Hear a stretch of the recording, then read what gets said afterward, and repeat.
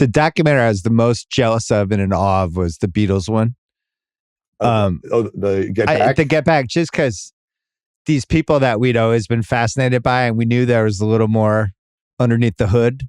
Yes. And just assumed the hood was never going to open. And then the hood finally fucking opened. And I was like, oh my God, we're looking at the engine. This is insane. And watching them, you've heard all these points before, but I was just completely in awe of that whole thing. For a week, I was just watching it like, oh my God, I just can't believe this exists. Yeah, it would give you like a tingle, like every time they would like start trying to write a song and you're like, wait a second, this is turning into my favorite song of all time. You see it happen. And I think that people become more open to being creative or starting a band or doing anything after watching that, because it shows process. Beatles songs were written by just a couple of dudes in a room with some instruments banging around. Is this good? Do you like this? Hey, maybe I could do that. And you go, oh, anyone can do it. Some people are more talented than others. Magic may happen, it may not happen. But there's no difference between your band and that band just sitting in a room trying to figure it out. And I love just how they, certainly they're very English, so they're not, they don't reject each other. There's a politeness, but they really support each other's ideas for the most part. Maybe not George when he played a couple of those amazing songs and they were just like, well, what else do you have? That was brutal. That's like if you work for a TV show and you're in a room pitching jokes. When you pitch a joke, if you're like Larry Sanders to the head writer and you're in a group usually of 10, when they don't like the joke, all they do is ignore you. They don't say no.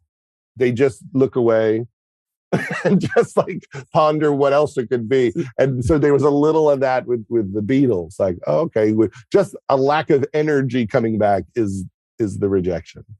When I worked for Kimmel's show and we used to have the 2-hour session every morning where we're pitching ideas, that was the worst, was the kind of the non-recognition. Let's move on to the next idea. But it was like, oh, see, I hated that one, but it's just dead silence. You must have identified with some of the Beatles, like the creative process has to be very similar to some of the comedy stuff you've been through, right? We're just 4 or 5 people whipping stuff around and, oh, what if we did that? Oh, what about you? And then all of a sudden you have something. Yeah, I mean, I thought this is like this is like a room. This is like the Simpsons room.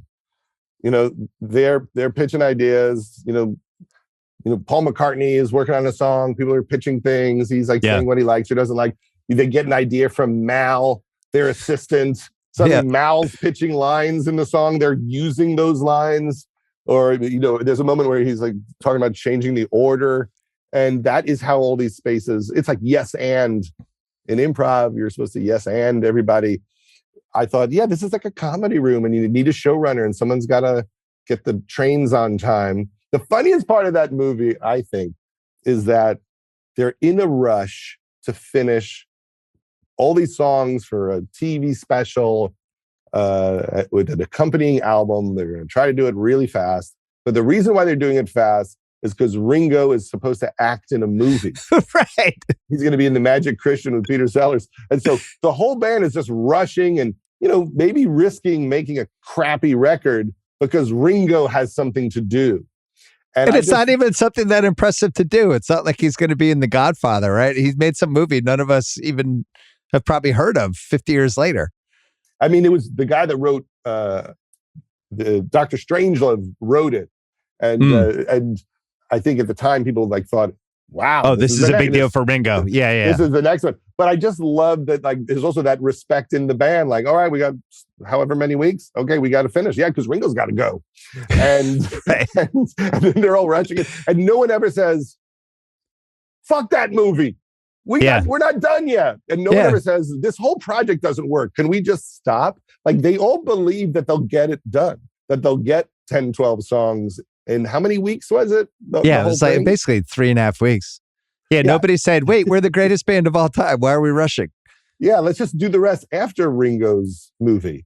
And I love the madness of that because there's so much belief in themselves. Like, no, you give us a month, we can make one of the greatest records of all time. I mean, you have to be that delusional as a young creative person to be great. You have to think that it's possible. So when if you're Paul Thomas Anderson and you're making Boogie Nights, you're delusional partly in your belief in yourself. You have to believe in yourself. It is like a basketball player saying, give me the rock with 5 seconds left. Yeah. They think they're going to put it in.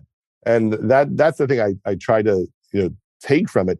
You can't lose touch with the madness of confidence, because the creativity won't come unless you believe in yourself.